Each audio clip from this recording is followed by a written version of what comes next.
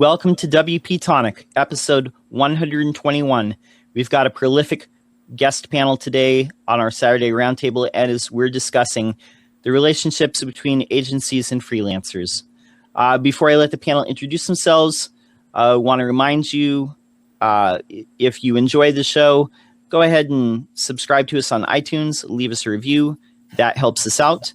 And I also want to remind you, WP-Tonic is not only a podcast, it's a service for WordPress maintenance and general development. If you have legacy clients that you are raising your rates, but you still want to leave them in capable hands, you can partner with WP-Tonic and we can help you out with that. And with that, I want to introduce our panel today. Let them introduce themselves. Matt Inglot, Nick Mager, and Brian Lee Jackson. Go ahead and introduce yourself, Matt. Tell us a little bit about yourself. Sure. So I'm the founder of Freelance Transformation. That's a podcast and a pretty nifty website, all geared towards helping freelancers build a freelancing life that actually fits their lifestyle needs. So, you can't have the business and you can't have a great lifestyle. And I'm also the founder of a micro agency myself. It's called Tilted Pixel, and I've been at it for 11 years. So somewhere along the way, I think I picked up a couple tips. Very good. Nick?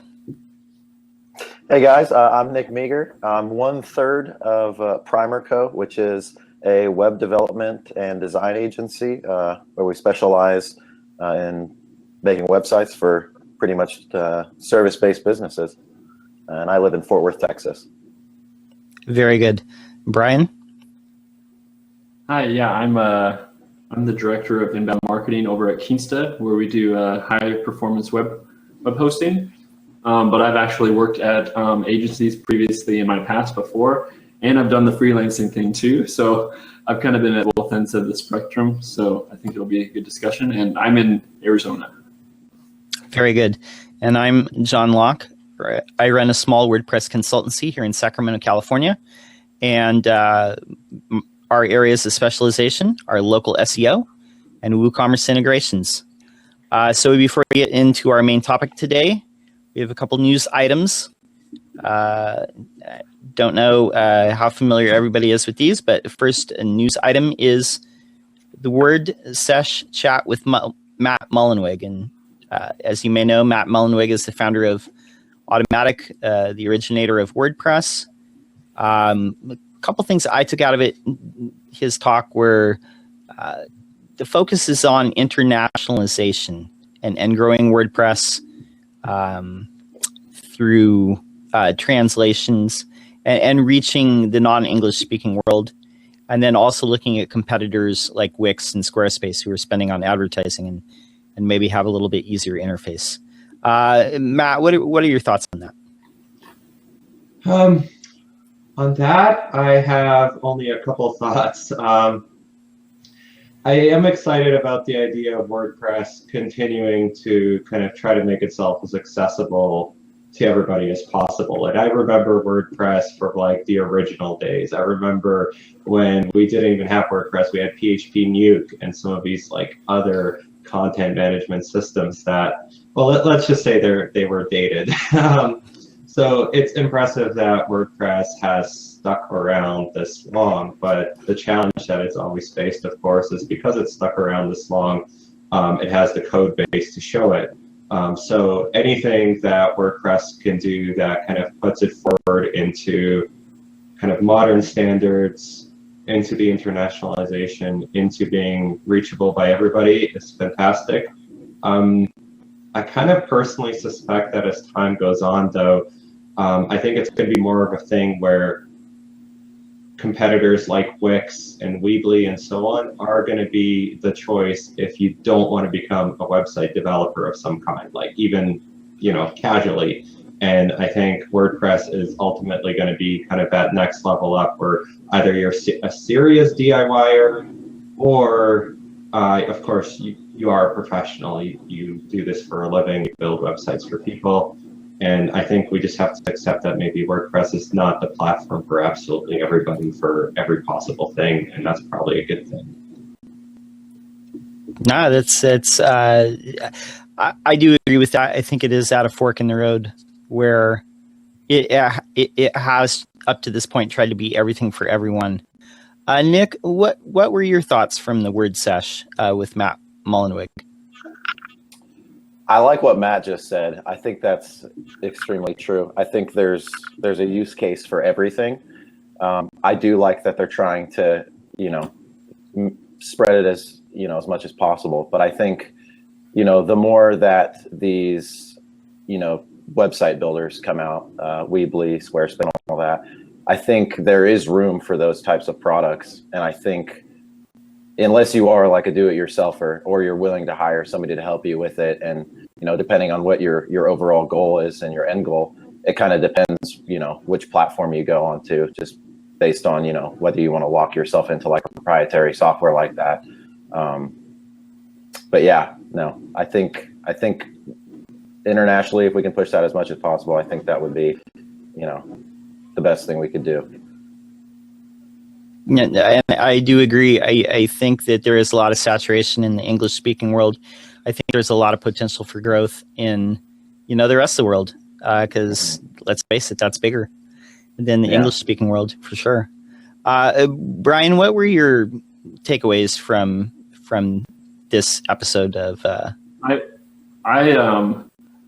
I was actually going to tie it into something I actually saw yesterday, which was kind of interesting as far as the international side goes, pushing it kind of globally more. I don't know if anyone saw the White House propose this international entrepreneur rule yesterday, which is now focused on getting other nationalities in the U.S. starting businesses and startups, and it's going to make it a lot easier for them basically to do that. And so I think tying that in with WordPress, that could be really exciting as far as pushing it globally, because I think it'll just be more universal everywhere. And as far as the Wix thing goes too with the builders, I think they're, like Matt said too, I think it almost seems like the more developers are using WordPress lately than there were in the last couple of years, like using WP, CLI, all that stuff's popping up more now than it was a couple of years ago. And I know a friend of mine just the other day, they were going to do a website for a wedding. And without asking anyone, they went and they used Wix because they had no clue what WordPress was. So I think there will be always those kind of people where they need a website fast. They go Google free website, Wix comes up. It allows them to do it in 5 minutes and they're done. Sometimes that's all people need, actually, to be honest.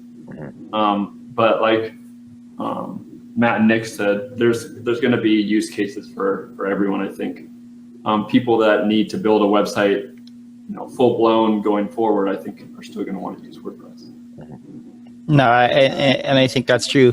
I think it's very interesting that you said that there's like a lot of people that don't have brand awareness of WordPress yet, and that is something that Matt Mullenweg mentioned, was he sees Wix and Squarespace and these different people like spending a ton of money on advertising, and that he was talking about like actually having a budget for advertising, which is, I think, the first time that I think that they've ever mentioned that, which is kind of interesting. So the second topic, Google to penalize pages with intrusive pop-up ads starting in January 2017. And in particular, they were going to penalize kind of interstitials, kind of like what you see like on Forbes.com, where it's you have to see the pop-up before you actually get to the site content. Do you think this is a good thing, Matt? Yes. Well, yes and no. Okay, so this is kind of a challenging topic. I have like a very personal vendetta against especially the Forbes style of ad. I really think it ruins the web experience. So from that perspective, I think it's good to push website owners and challenge them to generate revenue in a way that makes the user happy instead of ticks them off. That's always been kind of a key thing for me. So I don't mind seeing those things go. And I am at heart a marketer. I need to emphasize that, even more of a marketer than I am a developer or anything else. But I just think there's a lot of lazy marketing out there. I recently went on a whole Twitter rant about the latest trend, which is actually using browser notifications in order to get people to subscribe. That is the worst thing ever, and I hope it dies a fast and fiery death. But all that being said, I do not like how Google has become our benevolent dictator. It's now the browser by far. It's the search engine, and it's the email service. So it's very much become the internet in a way that we haven't really seen since back where you had like AOL and things like that they had their own walled gardens. If we have to jump every time Google says jump, then we have a problem, because now we're bending to Google's will, and we're just really, really hoping that they don't do bad things. And so I'm happy to see pop-up ads kind of get slapped a little bit. I don't really like the fact that it's coming from Google as the reason that this is happening. Now, that's an excellent point. They do control like a lot of our internet experiences, and they tap into our data. And what you said is very true. Like, we jump every time they say jump, and we ask how high, because we don't want to get slapped down in SEO. Nick, do you think that it's a good thing that they're looking out for user experience, and maybe is it a bad thing that they're telling people basically how to run their sites? I think Matt hit the nail on the head there. I think it's bad because they're dictating, when we should jump and how we should jump. But I do think from a UX standpoint, it's a good thing. I think the intrusive pop-ups aren't good at all. I just don't like hearing that from Google, basically pushing us to do that, So, but yes, I think it's a good thing. I just, Google controls us, and that's kind of a bummer. No, and that's true. We basically, anybody who cares about search, we are kind of controlled by Google, like, more and more. Mm-hmm. Brian, what are your thoughts on this? Good for user experience, but maybe bad for us overall, or? I mean, like Matt said, I'm heavy marketer. I don't write code. I can do PHP, but I can say I'm slow at it. I know how to manipulate my sites and stuff, but I'm a marketer at heart. And so, just looking at the data, pop-ups generate signups. Like, there's no lie about that. I think everyone can probably agree with that. Like, they generate way more signups than a thing in the sidebar or anything. And so, like, on one of my blogs, I use a pop-up, and it's on a delay until you get down to the bottom of the page. So I know that, you've read the content. I think that's a good way to use a pop-up. Mm-hmm. And still take advantage of some of the signups. But the pop-ups, like on the Forbes and all that, on those clickbait article sites, all those kind of pop-ups, I think they are kind of destroying the web. And I'm going to have to go with Matt here and say I am not liking how Google is changing everything here recently. As far as SEO, just quick, I don't know how many of you dive into SEO that deep, but their recent changes with the keyword planner, they removed all the data and are now grouping the close variant keywords. Meaning, like, an example, if you look up CDN, 3 letters, or content distribution network, which are completely different words, they show the exact same search volume now in keyword planner, which there are about 20,000 different in difference when you look at the search volume. So for me, when you're doing keyword research, keyword planner is now completely useless. So now I'm relying on other tools like SEMrush and stuff. So I found workarounds and stuff, but I think Google dictating all these things with the pop-ups and all this stuff is very scary, actually. And I'm actually afraid 5 years from now what it's going to be like. Do you here's like kind of a follow-up question to that. Do you think them changing the keyword planner, is that related to some of their smaller changes like caffeine or hummingbird? I hate Google, so I'm just going to say I think they're doing it because they want us to pay for AdWords. That's literally why I think they're doing. They're trying to take data. Why would they take organic data that we already have had for years and just say, no, you can't have it? Well, I don't see any purpose of removing that information from us having it. That's my personal opinion, but no, okay. Well, that's great. I think we got time for one more story, and I'm going to choose this one because it ties into directly what we're talking about right there. Google removes AdSense 3 ads per page limit and starts focusing on content to ad balance. Are they just saying like, okay, it's time to make some money? What do you think about this, Matt? Well, that one I'm actually way more okay with, I think, because like AdSense itself is their product. So as far as I'm concerned, they're welcome to make the rules however they want. And, if you're not happy with those rules to that extent, you can go and change ad networks and everything. But again, it becomes problematic where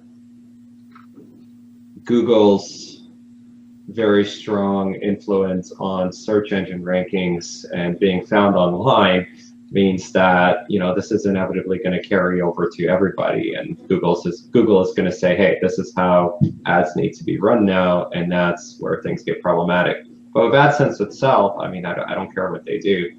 They're one monetization option of many, so their changes directly don't have a massive impact on everybody's ability to make money, but changes to the ranking algorithms that have considerations into things like ad content balance and stuff. Well, again, they're kind of trickier, and it's definitely a more gray area than Google simply saying, hey, don't have pop-ups, which I'm far more against for reasons I explained.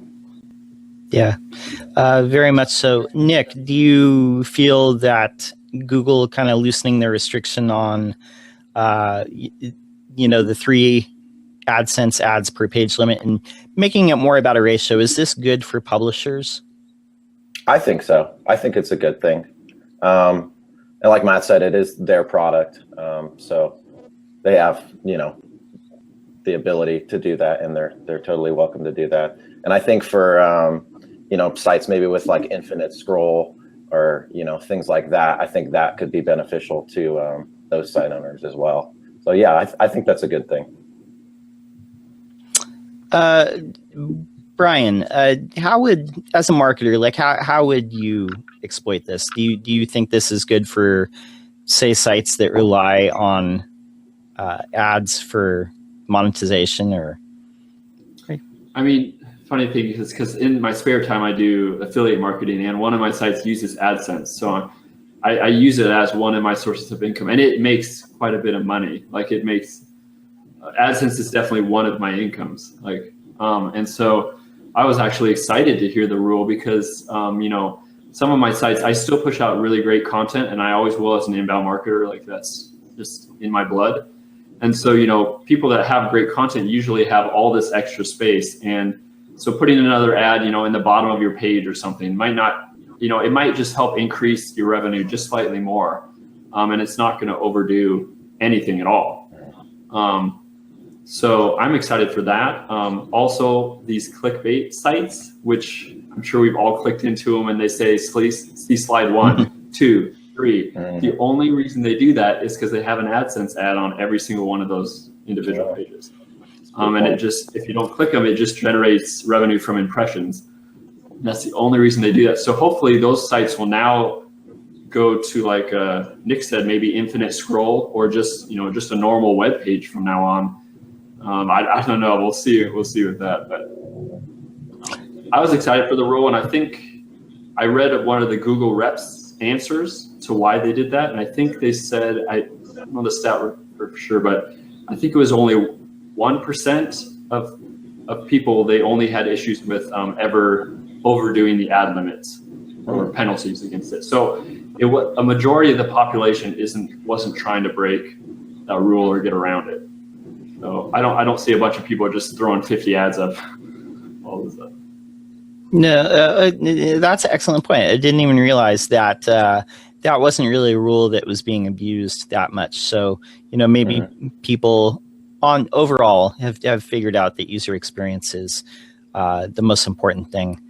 Okay, so I think we're going to go to our break, and then we're going to come back with our main topic, which is exploring the relationships between agencies and freelancers. Back in a minute.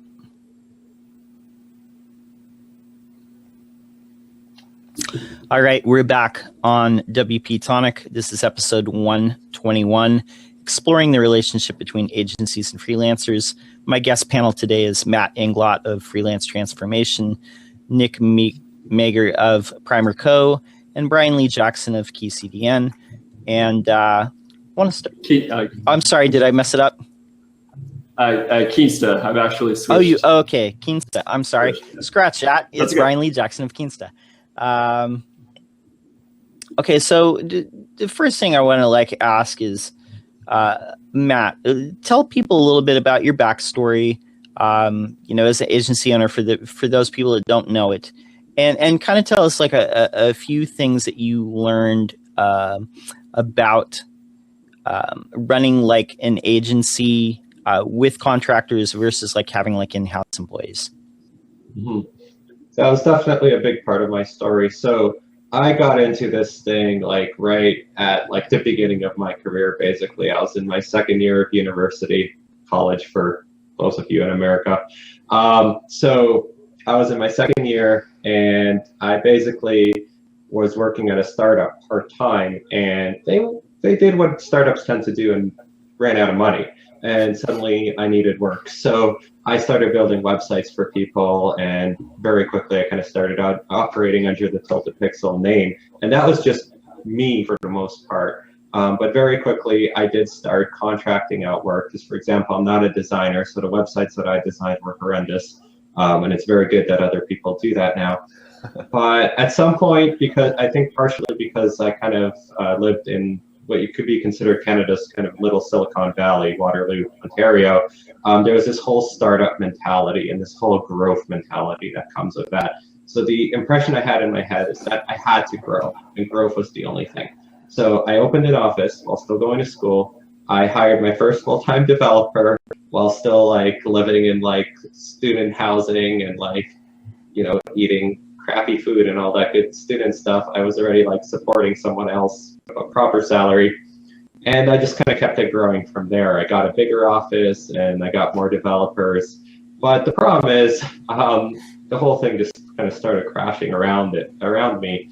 And we can get into that if you want, but basically, long story short, is I never figured out the business model, and pretty soon I also found myself not only running out of money, but also quite miserable. So in 2011, I got rid of the office, and I slowly transitioned everything to what I have right now, which is what I call my micro agency, where it's me, a couple part-time employees, and then everything else is contractors. My core team is actually contractors.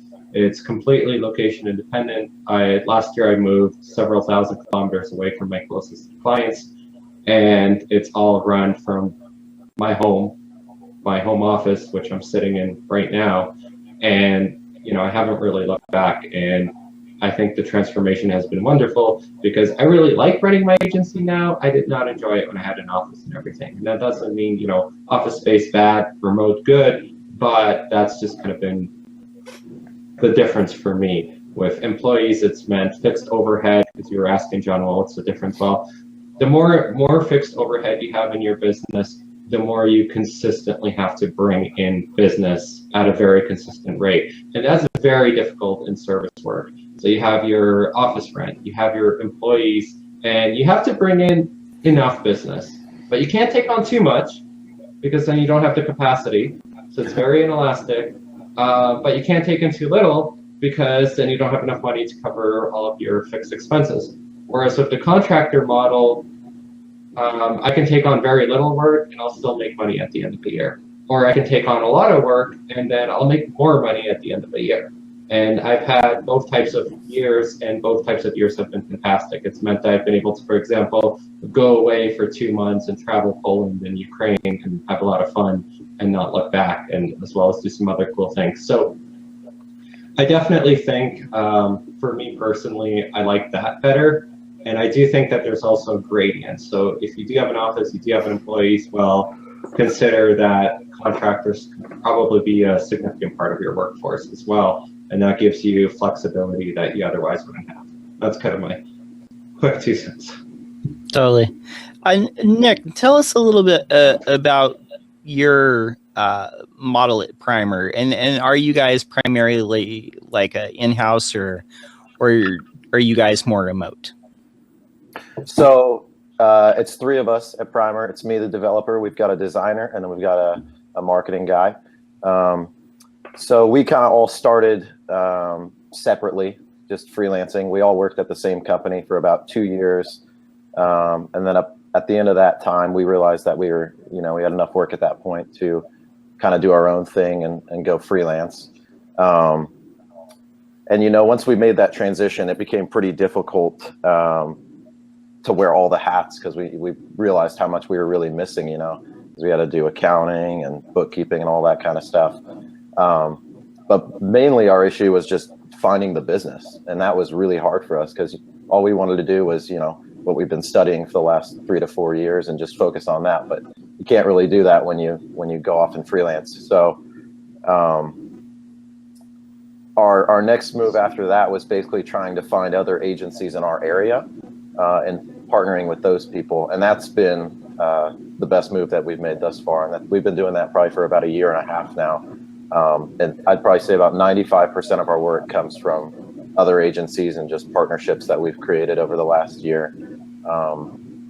And yeah, that's been really great. We're all remote. And I really wouldn't change a thing thus far. And pretty much we've gotten to the point now where I've got another part-time contractor that we're working with just to handle capacity and stuff like that. So we're kind of just acting as an overall creative team for marketing companies that couldn't offer that service before because they didn't have the in-house talent to do so. No, definitely. And like for me, myself, I act in that capacity like a lot too. It kind of as a person that comes in and does stuff for like larger agencies, and that probably accounts for about half my business as well. Brian, when you were working for the agency that was doing marketing for medical companies, what kind of model was that? Was that all in-house? Did you guys have contractors? Did you guys employ freelancers at all? It was mainly in-house. We would actually contract out a lot of the content, which is really hard to find sometimes. I like writing everything myself. I don't trust anybody to write content. But that's what I do full time now, so I can do that.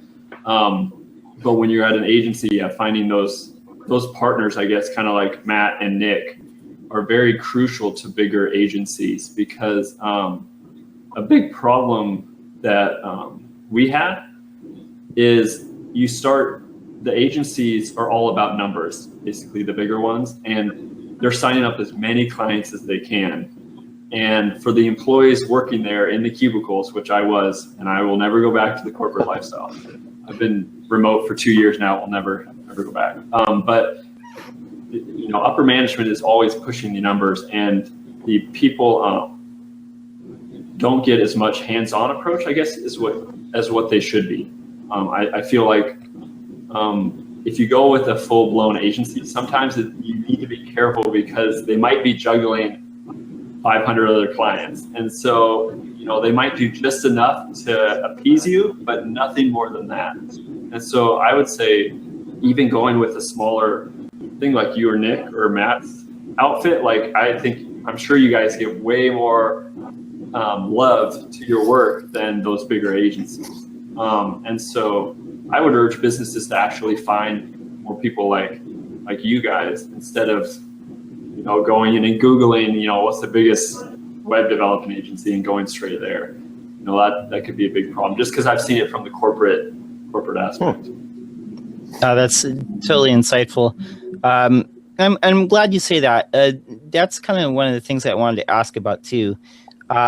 Matt, when does it make sense to look at a large agency or like a smaller like agency, like a consultancy, or just a straight up freelancer? Is it all about budget, or is it about specialization? You know, when does it make sense? That's an interesting question, because part of it, like really, what's a freelancer compared to an agency? Well, it's just describing the size of the organization, right? An agency will typically have multiple people. A freelancer will typically be one person. And then you have the question, do you go for a big agency or small agency?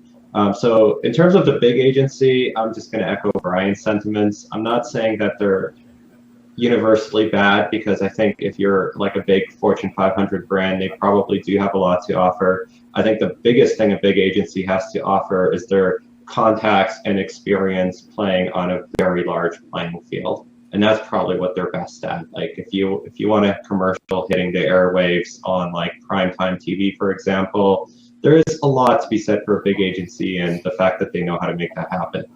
On the other hand, you know, Brian's completely right that there is that issue of appeasing you versus really wanting to work with you, versus like a small agency where, I mean, the owner actually knows who you are. Like for me personally, we take on very little clients, and I'm very strict about that. I turn away about 90% of our business and just refer it elsewhere, which is the opposite of that numbers approach, because I have a very specific income goal I need to meet, and I can meet it usually by halfway through a year. So I'm not rushed to find more clients.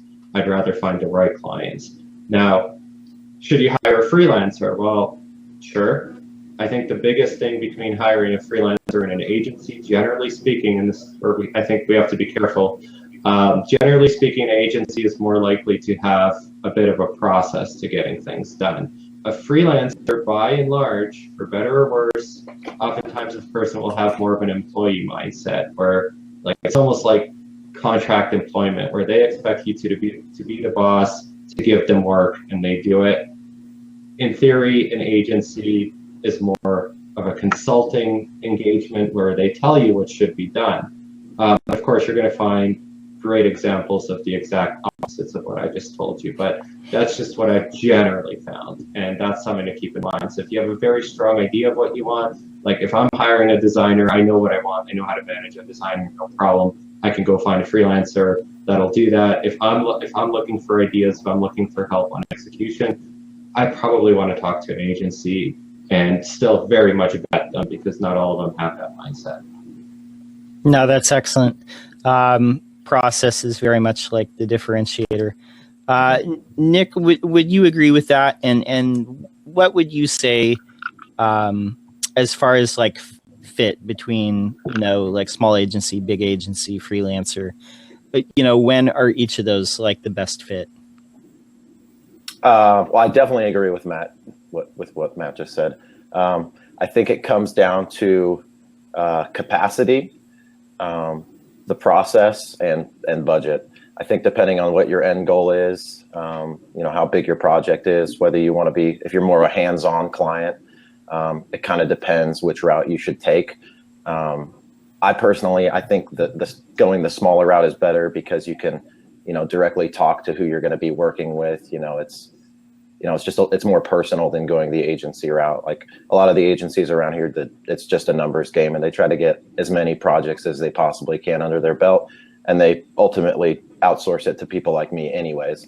So that's kind of what it comes down to. I think overall the process is really important, and I think that's what kind of breaks up the two. I think the freelancer is definitely more of a employee contractor mindset, like Matt said. So it really just depends, I think, what your end goal is, but I think each of them offer their pros and their cons for sure. No, definitely. And Brian, I want to ask you this as well. When it comes to, and you've worked in different size agencies, you know, as far as like getting business, what changes like when you go from like a small agency to a big agency? When we with a big agency, the nice thing about getting clients is you have a lot bigger AdWords budget. that's the first thing I can tell you. So I would say the bigger you get, actually the easier it is to get clients. just because you have this whole budget. I mean, I'm talking like, $20,000 a month kind of a budget just to get clients. And so it's very easy, unless you're horrible with AdWords or something. It's very easy to get clients. But there's that to be said for the smaller people too. I mean, some small teams and stuff I know have better connections than some of the agencies I've worked with. And it's just because they're that in tune, even with like the WordPress community, like, there's people that have like all these connections, and it's just because they know all the right people. And there's some, I'm sure, WordPress agencies out there that don't know nearly as many people. So it can go both ways. So yeah, definitely. Like it comes down to just researching like who you're doing business with, like a lot of it. Yeah. Okay, let's shift. I want to ask the panel. Here's a good question. If you're an agency and you're needing to find someone to do that overflow work, or find someone that you can partner with, whether that's a smaller agency or a freelancer, I've seen that kind of go both ways. What are you looking for in your ideal partner? Whether that's a contractor, whether that's a smaller agency that you can subcontract out to. What are the ideal things that you're looking for? Matt. Comes down to two things, and that's like 99% of my criteria. One, you obviously have to be able to deliver work to our standard. And our standard is pretty high, which means you're going to have to deliver very good work. But just as importantly, you're going to have to deliver it on time and to the specifications that we discussed. So if you ever disappear off the face of the earth, then we are no longer friends. Like that is the end of that relationship.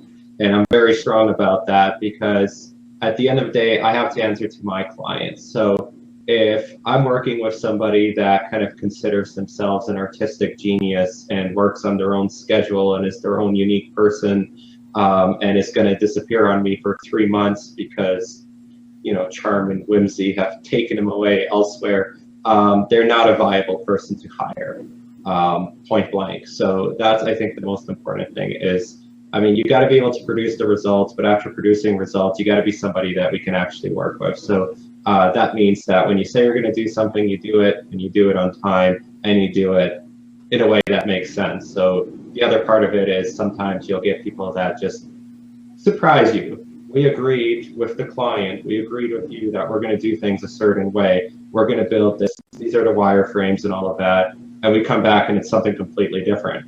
Maybe it's a good idea, but there was no discussion or anything. And now I have this thing that if I show it to the client, I have no idea what their reaction is going to be. So, you got to be somebody that can kind of play ball with a team, understand we're doing this for a client, understand that there's a business problem we're trying to solve, and sometimes solving that business problem is not the same thing as doing exactly what you'd rather do or what you think should be done. It's what we've decided is going to solve that problem for that client and do it within their budget and so on. So team player and delivers results.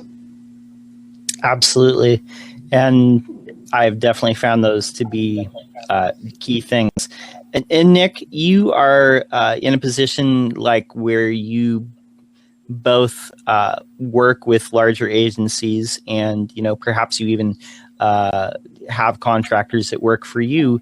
What are the things that your agency partners look for, and what are the things that you look for in a contractor?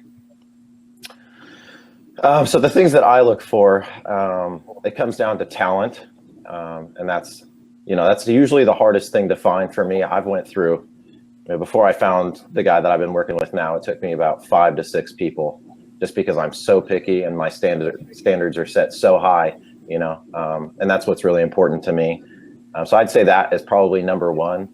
And number two, I'd have to say responsiveness. I really like it when people, email me back within 5 to 10 minutes. It just shows that they're really on top of their game, and they're not just going to disappear on me when I'm working with them. So those are the two things that I personally look for, and that's what I offer to my clients as well. I try to focus on those two things pretty heavily, and yeah. No, and I think that's really important too. You know, when you say just being able to execute on what the plan is, because not only is your name on it, but like the people above you, like their name is on it too. Exactly. And if you're making them look bad, that's not going to be good for you. Right. You know, Brian, you know, when you worked in your agency, you know, what were the things that you looked for in contractors? Well, even right now, for one of my sites, it's more of a hobby, but it does make money. So I guess you can't say it's a hobby. But you know, I outsource some of the writing, and you know, I'm very, very picky about that. And I think it's a big problem that a lot of businesses have when they outsource writing is, like Matt and Nick said, for me, quality is the number one thing I want. I want quality of writing, and it's so hard to find. And to echo what Nick said again, like he said like 5 guys. Sometimes I've had to go through 20 different writers, and then I find one that I really love, and I stick with that person as long as they will stick with me. So I think it's very important that people realize too that they don't have to stick with someone if they don't like them. There's tons of other freelancers and people out there. If they're not getting the quality they need, you know, try another one and try another one after that until you find someone you really like.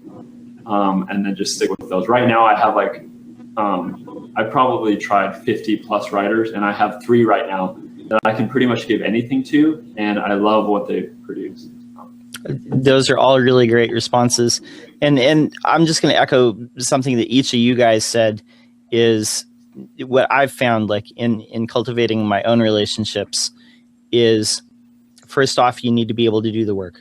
You have to have the talent. You have to be able to execute on what the vision is. And 2, you have to be able to do what you say you're going to do on time, and not for like, you know, 5 times the cost, like whatever you agree to on time. And 3rd, maybe the most important thing, like communicate. Communication is so important.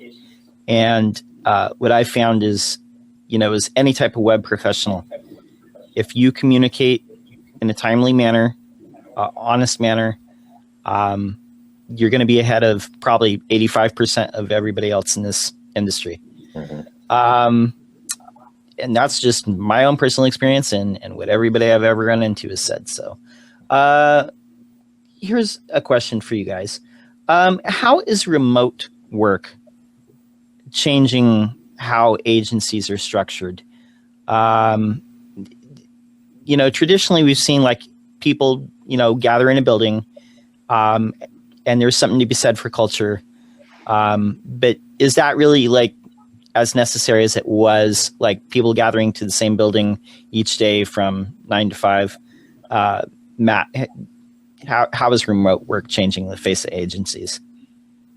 Well, I'm definitely on one side of the argument. I think that definitely it's a good thing, and it's making a lot of the traditional reasons for having office space irrelevant, because you can do work from anywhere. And the huge upside of that is that makes it far easier to build an agency that doesn't have a ton of fixed overhead. And that also works even if you are the type of agency owner, and I've met a few, and I get their arguments that say like office space is important to us. That's cool. I don't hate your office. I hated my office, but your office is cool. It's got a lot of neat stuff on the wall. The thing is, even if you do have an office, it does mean not everybody has to be able to come into the same place of work to do work. So when I started my business, we didn't have Dropbox. Dropbox wasn't out yet. Dropbox was one of the biggest revolutions in, I think, how we can all collaborate, because it meant that I no longer had to have a flaky VPN that barely ever worked as the only way for people to access files remotely. So either you were in the office, or if you wanted to work remotely, you had to hope that the internet connection at the office was working, that the cleaners hadn't accidentally disconnected like the Ethernet cable, that the software hadn't crashed, the router hadn't crashed. And it was a very big problem if any of those things happened, because now you're jumping into a car and driving to get the files, or you're waking up someone else to do the same. So life before the cloud was like heavily geography focused. And now, thanks to Dropbox and thanks to Google Apps and a million other cloud services, we're kind of, I think, taking for granted what that really means for us. And what it ultimately comes down to is we can hire people anywhere and we can choose the way we work. And even if you have an office, you can still have a remote team, a team of contractors, and so on. So not every single person on your team has to be somebody that's a body in the office in order to do work. I'm going to ask you a follow-up question to that really quick. Say you're a traditional agency where everybody gathers in the office, and you're hiring a remote worker. And what I found in my experience, and just talking to different people, and just just my own observations, it's really hard to bring in like one person who's remote, unless you're taking one person that's already part of that established team, and then they go and do remote work, and then it's like easier for the rest of the team to kind of accept that. Do you find that's true? Is that a big barrier for traditional in-house agencies to overcome?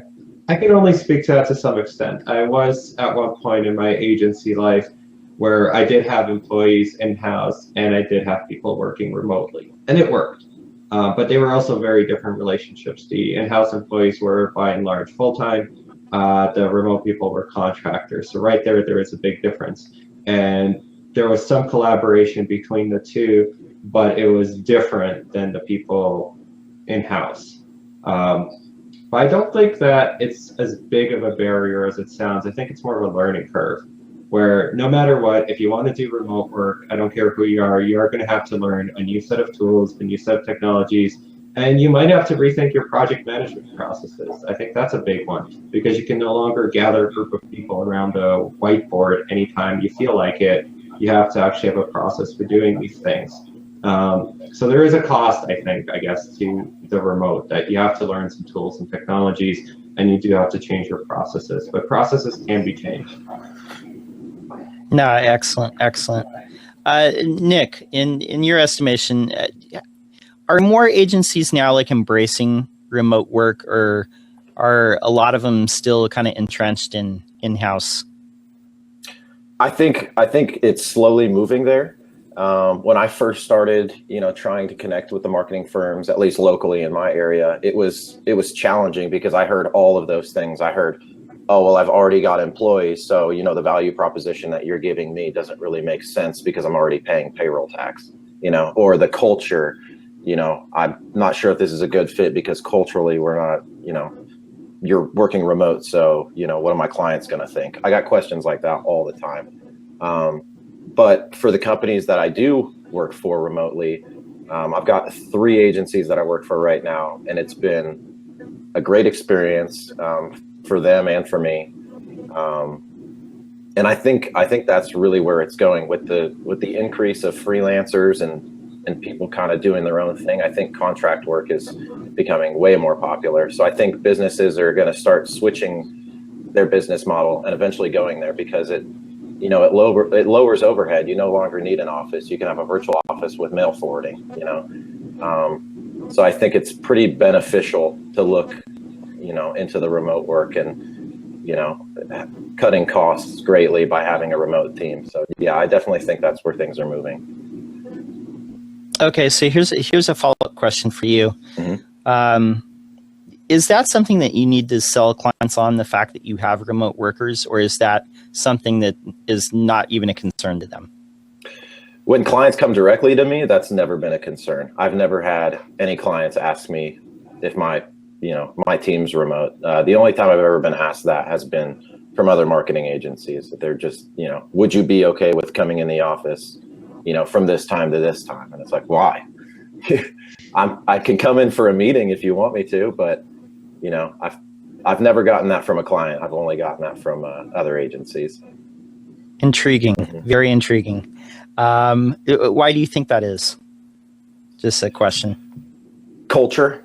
I don't know. I think it's old traditions. I think people like to, I don't know, meeting face to face. I still go in for meetings and stuff like that. I do understand doing that. I go in as a white label employee. I'm part of their team, and we meet with clients at their offices and stuff like that. So from that standpoint, it makes sense. But for me to work, three days out of the week at your office, I don't see the benefit there. Brian, what do you think about that? Do you think that the traditional agencies kind of value like butts and seats over like, oh, you're actually getting the work done? I know some previous agencies, I'm not going to name any names, that I was working with are having some issues with this problem. And part of it, I think it is some people cannot work remotely. Some people are just not built for it. Like you have to have discipline. I know when I started working remotely, it was kind of hard at the beginning. It was like a whole different change from sitting in the cubicle. But I get so much more work done. It's crazy. But some people are an 8 to 5 kind of person. They like going in, they do their work, and they're done. Some people need that, I think, and they do better work that way. I think anyone working remotely has to be kind of an entrepreneur. They have to be self-disciplined. All that has to line up.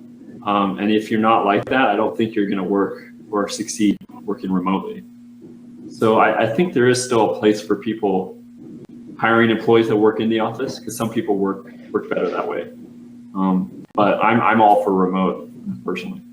So I'm going to ask you one more follow-up question before we go to our last break. So basically, like the people that thrive in a in-house environment, would you say that they have more of an employee mentality, or that's how they're wired? Like it's easier for them. And the people who are okay, like working remotely, they have more of an entrepreneur mentality. Is that a fair generalization? Yeah. I mean, the people I'm thinking of, I have these people in my head because I know who they are. And they're people that, they like putting on the suit and tie. They like getting up, getting their coffee, going into the office as part of their routine. Like I think we each, even at home, we each have our own routine, but it just happens to be at home. But I think they are very more employee mindset rather than go get a mindset. Like anyone that works at home, I think like finding your own clients, finding your own leads, that's just something like we all have had to learn how to do and make connections. Some people just aren't, maybe some people aren't cut out for that either too, but I think some people don't actually want to, this might sound bad, but I don't think some people actually like to put in the effort either. I think some people are content with their 8 to 5s.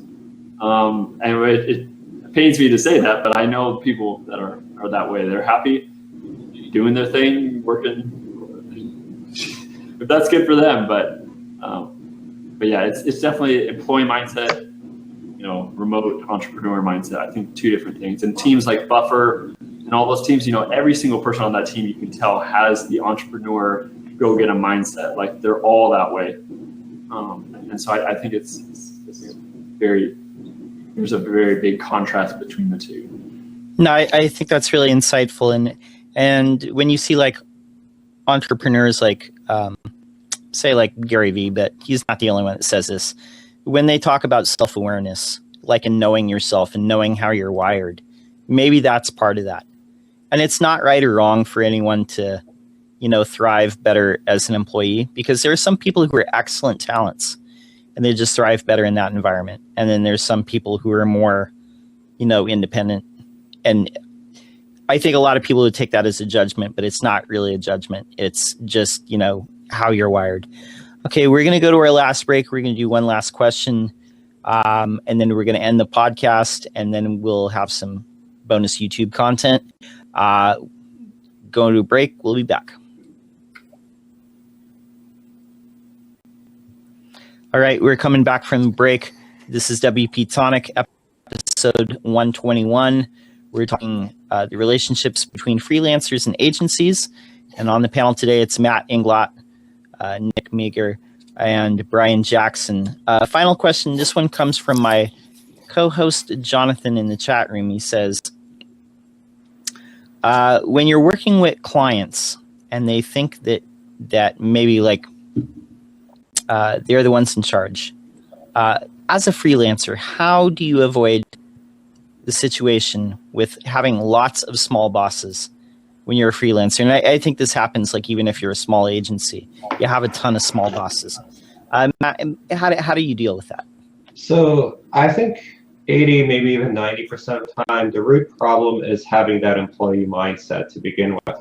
So even if you are a freelancer, by the way, if you're looking for the higher rates, if you're looking for the great clients, it is absolutely in your best interest to shift your way of thinking from expecting your client to be the boss, to give you the work, to tell you what to do, and then you go and you do it, and it's really the client's problem if it creates results or why you're doing it and so on, to switch over to more of a consulting mindset where you're the one advising them on the solution and what to do and so on. That makes all the difference in the world, and for a couple of reasons.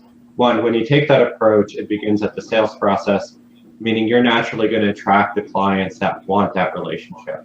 If you're meeting a client and asking them, for example, if you're building a website, well, how many pages do you want? What do you want on each page and so on? You're going to attract the type of client that wants to tell you all of that. If instead you take a different tack where you ask them, well, what problem are you trying to solve? Why are we building the website? Tell me about your business. And you have that kind of discussion, you're going to attract a different type of client, and you're automatically going to filter out the client that just wants to talk about pages.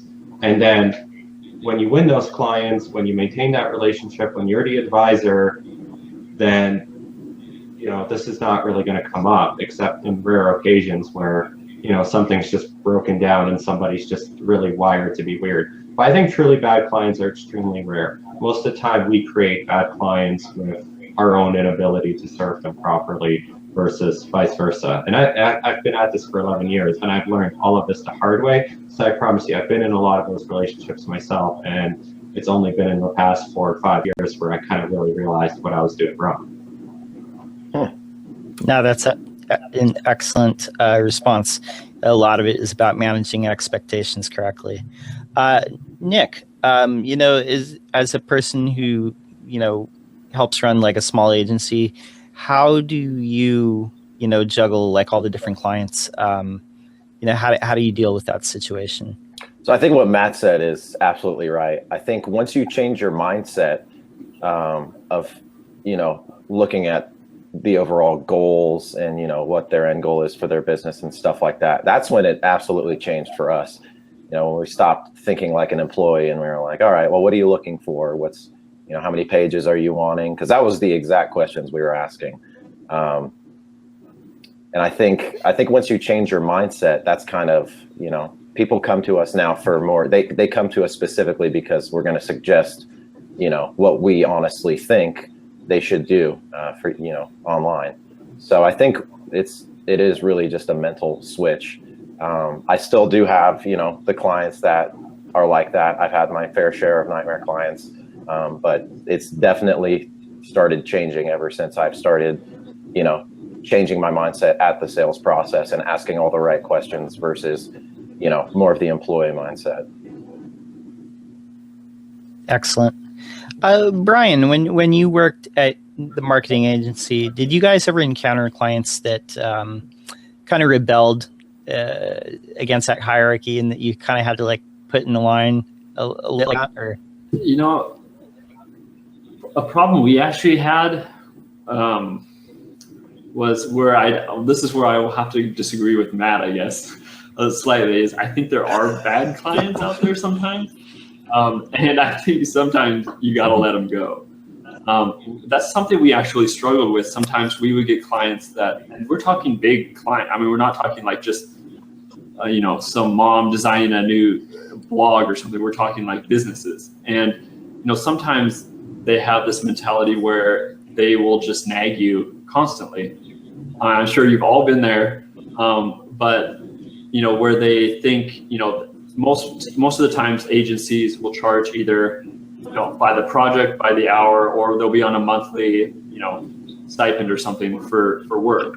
And I think depending on how you charge, it can be a problem because some clients will think that they can call you every single morning or email you 5 times a day.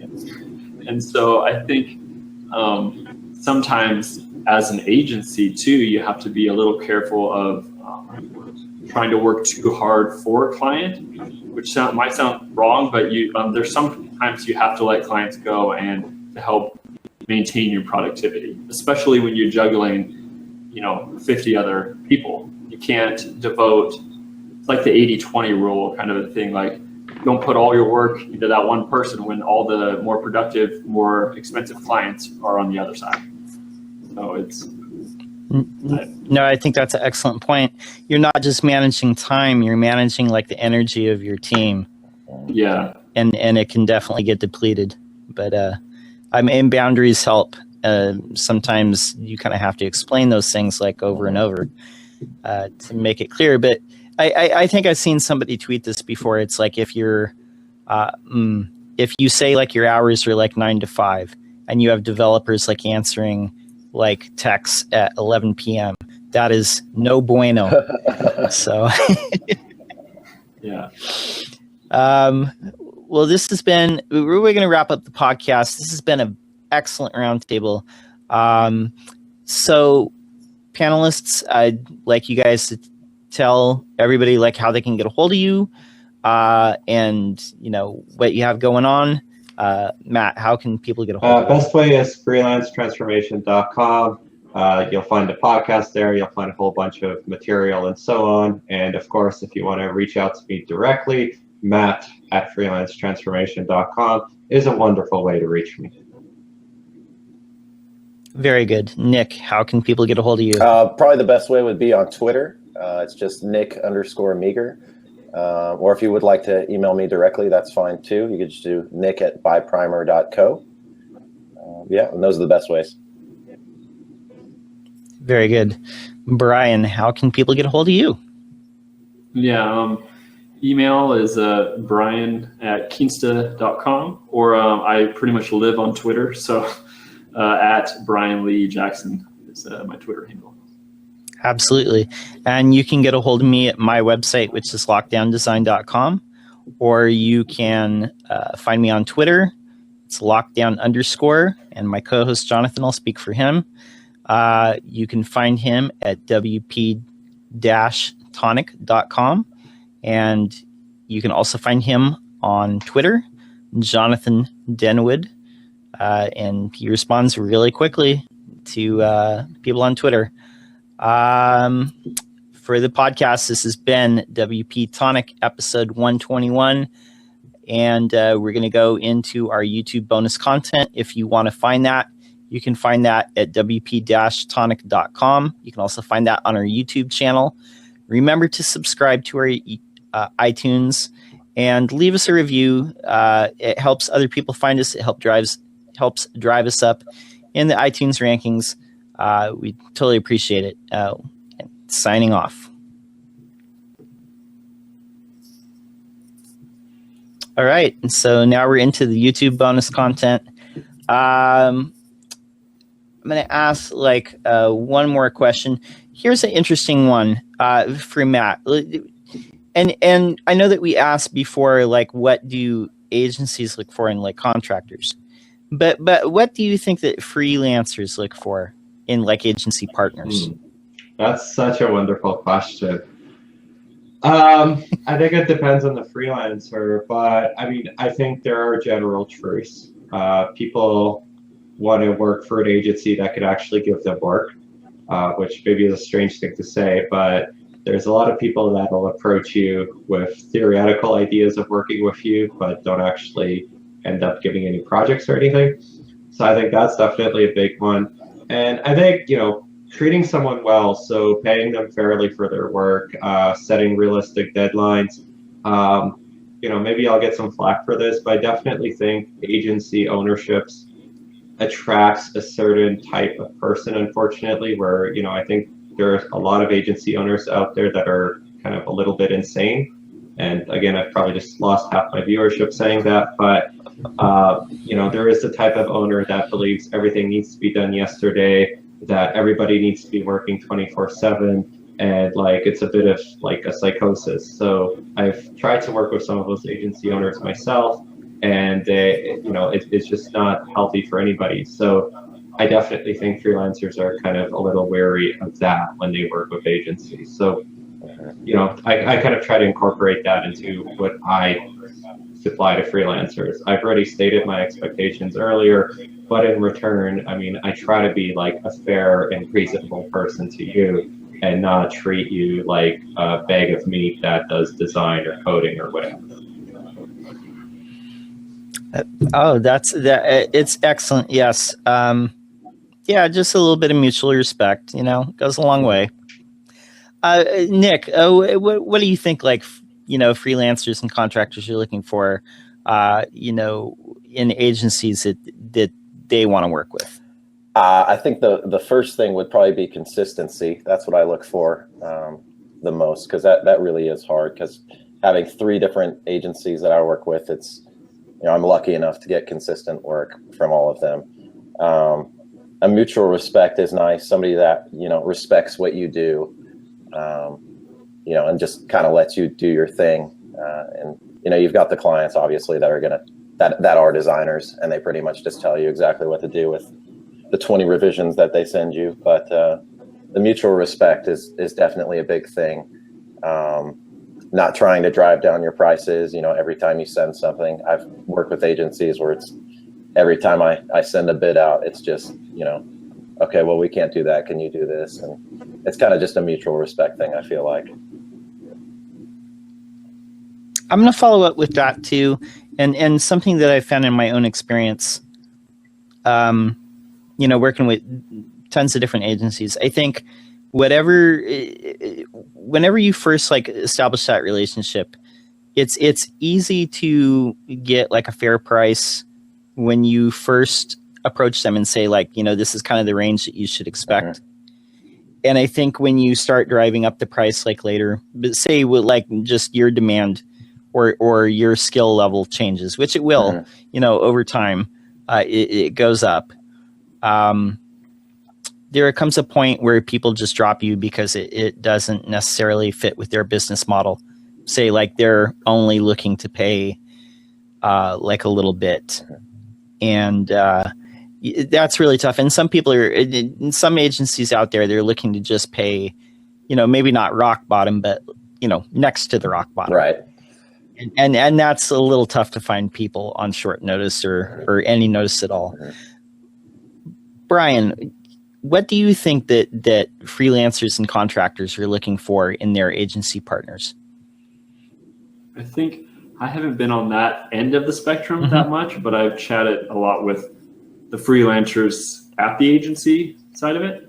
And I think both Matt and Nick touched on this, but they literally just want work. A lot of freelancers are working at home, and they have no distractions, can juggle multiple projects, and so they just want consistent work. I think is one of the big things. And also, I think a note to freelancers too is I think they should never sell themselves short, because a lot of these agencies, they do have the money, even though they might not want to pay that to you when you first chat. They do have money to pay for quality work.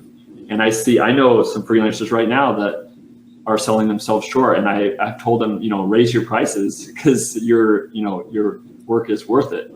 So I see that in a lot in the WordPress community too. I don't think people value. I don't remember who put out an article recently, but someone wrote, I think it was Torque magazine, and WordPress developers don't value themselves enough or something. Really, I would say amen to that. I mean, but I think a lot of it comes down to stop looking at yourself as like a set of hands. You're more than just a set of hands that can type code. Start treating yourself, start looking at yourself as like a consultant and a business person. And even if you are subcontracting to an agency, you can help them, because obviously if they're reaching out to you for overflow, you can be that person in their ear, giving them advice on how to do something better. And that's how you become more valuable to them. That's how you're not replaceable, is, actually treating them as a client as well, because that's what they are. And thinking about their clients' needs, thinking ahead, a little bit. I think we got time for one more question before Fire Talk kicks us out. And so I want to pose this to you, Matt. One thing that I've kind of seen more and more of is what I refer to as like single person agencies, where there's like one person that basically acts as an agency and they have processes, and maybe they've got a network of, contractors and freelancers. Is that going to become more prevalent as time goes on? I think so. I mean, that's not too different from how I operate. The people that are actually on payroll have nothing to do with actually doing the projects and everything to do with like keeping all the books correct and all of the other fun stuff that has to happen in running a business. But the real talent is all contract based. So from that perspective, that's basically what I am. And that's not what I always was, but I like this model a lot. And it kind of comes back to as well that, I mean, you never really want to promote yourself as a freelancer. I mean, that's a title I use in freelance transformation because everybody's looking for freelancing help. But one of the very first pieces of advice is the quickest way to like double or triple your rate is to just scratch freelancing from your job title. You're really one of two things if you're solo. You're a consultant, or I'll call yourself an agency for the reasons that you just explained, John. You can still have processes. You can still have a team. Don't call yourself a freelancer. No, I couldn't agree more. Nick, as far as that, is it possible for one person to be an agency, and are we going to see more of that? I think definitely. I think that's where I started when I made the transition from working a full-time job to this. I initially called myself a freelancer, and I realized that I kind of put myself in a position where I was more treated and an employee mindset. Budgets weren't that high, and as soon as I switched over to more of the agency model and started presenting myself in that way, it was like an instant change. I was like able to charge more. I've always had a process. I just put a business name in front of me and kind of fronted it that way. And all along, I'm a developer at heart, so all the design stuff, all the marketing stuff, I outsource all that anyway. So yeah, I think it's going to become more prevalent in the future. I think with the increase of remote workers and freelancers, I think that's definitely going to be more common. And Brian, how do you see this going? I mean, I've read like numerous studies that said that, as Nick mentioned, that there's going to be more and more freelancers and more people are entering the freelance community. But maybe that's not the best thing to label ourselves. Do you see more and more agencies being established where it's kind of one central person is the face of the company, but with a network of kind of regular contractors that they work with? Yeah, I mean, over the next 5 to 10 years, I see that. I know that's going to be popping up a lot more because now with the power of the internet, I mean, you never really know who's on the other side, and so I mean, there are people like you said, Nick, like you started out solo, which is how everyone starts out, and so I think labeling yourself as an agency, like Matt said, don't say you're a freelancer, is a good way to do it. Another tip for that too is if you go through all the paperwork for LLC and all that stuff, at least here in the US, then you don't get that double self-employment tax, which a lot of freelancers are paying way more taxes than they should be. Whereas if they just register themselves as a business, they can actually save themselves a lot of money. Excellent advice. What do you think keeps people from doing the LLC more? Do you think they're just not aware?